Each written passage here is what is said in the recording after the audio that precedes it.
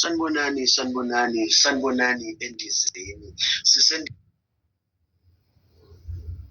kwindumiso National WhatsApp Gospel Group SNKNWGG. Sanibonani bazalwane.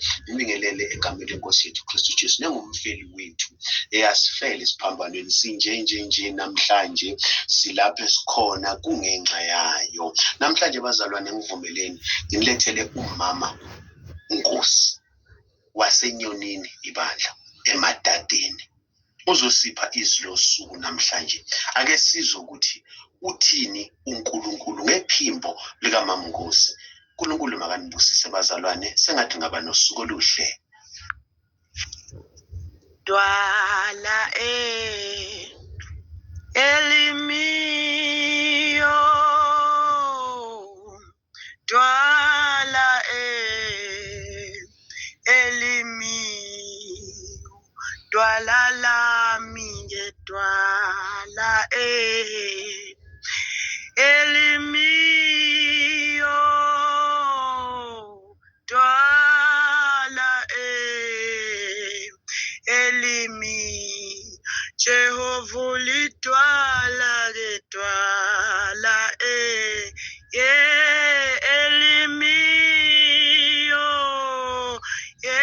baba dwala elimio.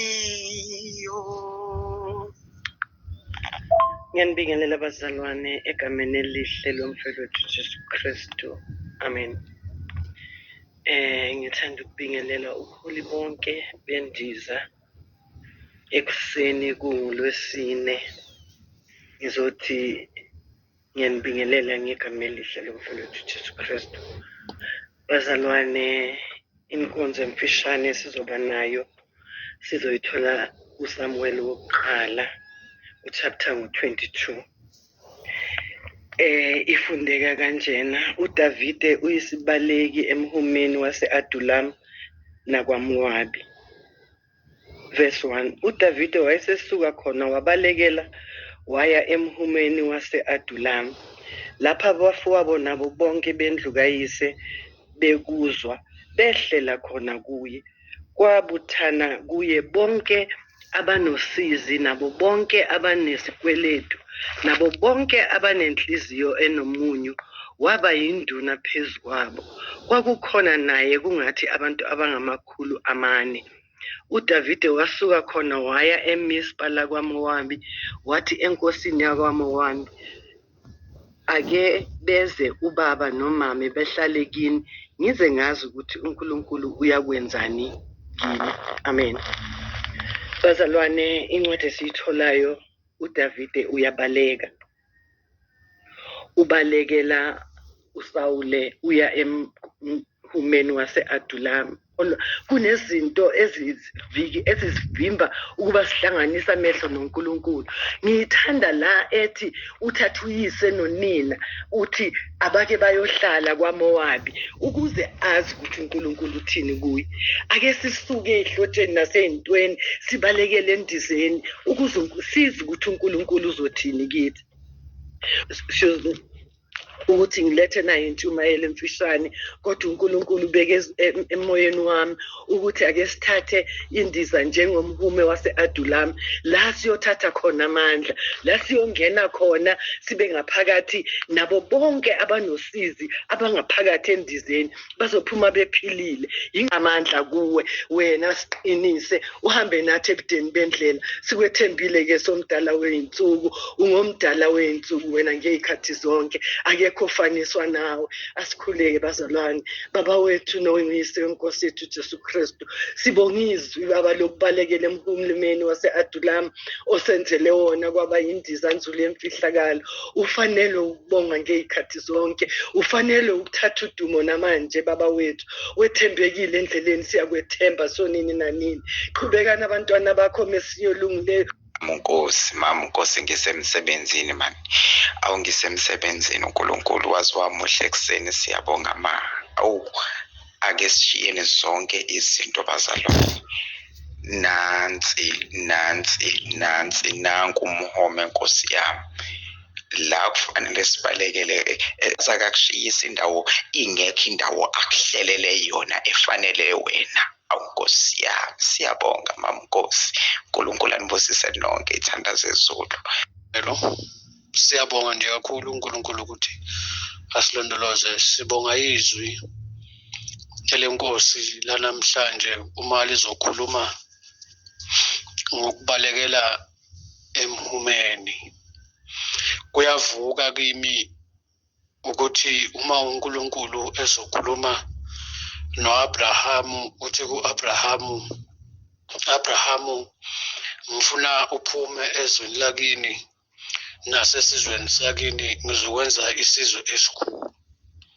Ukuthi bekubiza ukuthi ngesinye isikhathi sike sishiye izinto esinazo nabantu esinabo kodwa sibalekele kuNkulunkulu, ngoba uma silifunda iBhayibheli lithi kubiza ukuthi sibalekele emboshongweni la siyolondeka khona. Manje siyabonga kakhulu mama, ngabonga nje ukwamukelwa nami ngisemsebenzini nje kungasikudala ngizoshayisa ngendlini. Indaba engithinta kakhulu engithandayo ukuthi wabalekela waya emhumeni. Wena ngabe ubalekela kuphi? Sithanda sezulu, ngiyakuza manje. La sofike siphole khona. Psalms 27 kunye engikucelayo engikufisayo ukuba ngihlale endlini kaJehova. Wena ubalekela kuphi? Bangena endlini yesonto umuntu kuyimanje ekhuleka, kodwa la usho kancane ngenhliziyo uthi awunkosi ngiyabonga, uthi inkosi ngiyavuma, uthi inkosi ngiyacela, uthi inkosi ngicela ukuxolela, uthi koLesibili kuMsombuluko uthi ngizoyezwa amandla, ukuthi kuyisonto uthi ngiwezwile amandla. Siyabonga kakhulu nje bazalwane, akukho esingakusho sithole khona izwi singenamphathi bekhona abaphathi kodwa akulona ibandla lami, ibandla la wonke umuntu. Siyabonga khona abantu abamelene nento oyiphathisiwe noma oyenzayo noma obizelwe la uNkulunkulu khona esikhumbuza khona noma sifundile phambi kwaSawuli. uSawuli emciba ngemkhonto enza konke kodwa uDavide waba namhlanje egameni likaJesu ngithi masishalaze phambi komkhonto singayeki ukukhonza inkosi ngenxa yokuthi bakhulumile kabi ngathi, ngenxa yokuthi balwisana nento esiphathiswe yona. uNkulunkulu usenzela umzekelo namuhla ngomama afundisa kahle kangaka umama wethu Nkosi, ukuba kuba khona umzekelo ofika engcondweni yami ukuthi uNowa wabutha yonke inhlobo yezinto noma inhlobo yezilwane ngokuhlukahlukana kwazo wazifaka usihola usinakekela. uNkulunkulu onomusa kusena benathi asigcina silonda.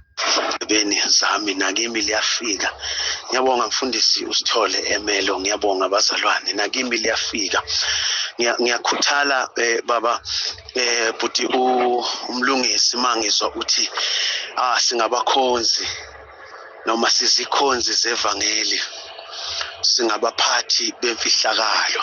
Awukube besizazi bazalwane ngabe nokukhala lokho kungaka esiko. Lithi iBhayibheli wathi sewile abantu noma amakholo ayecabanga ukuziphindiselela kuyena ngoba eselele phansi, kodwa kwavelizwe ezulwini lathi miyekeni ningamthinti ngoba lo uyisitsha sokuphatha izwi lami. Ayi uNkulunkulu anibusise ekseni. Ngiyanizwa bazalwane. Haleluya, ngithintwa yizwi ngisemsebenzini. Lithi izwi lenkosi uthi uDavide uthi kwakumele ukuba ngihlusha ukuze ngazi imiso. Haleluya, ngithi bazalana abathandekako nanguDavide ubalekela emhumeni wakaMowabi. Amen bazalwane. Kuvuka mangilalele abazalwane bekhuluma, kuvuka lo mbhalo kimi othi nivamise ukubonga ngoba konke okwenziwe kwenziwe ngenxa yenu. Kuvuka lo mbhalo uma ngizwa abazalwane bephakamisa indaba yendiza. Athi uDavide ngelinye ilanga kwangilungela ukuthi ngihlushwe ukuze ngazi imiso zakhe. uDavide uma ngilalela kahle kufika noma kurivileka kuye ukuthi kwakumele ngidlulelana, kwakumele ngikhale nami ukuze ufakazi bakhiwa zinyembezi. Haleluya, haleluya, haleluya. Hayi baba uNdaba, haleluya. Ngithintwa yizwi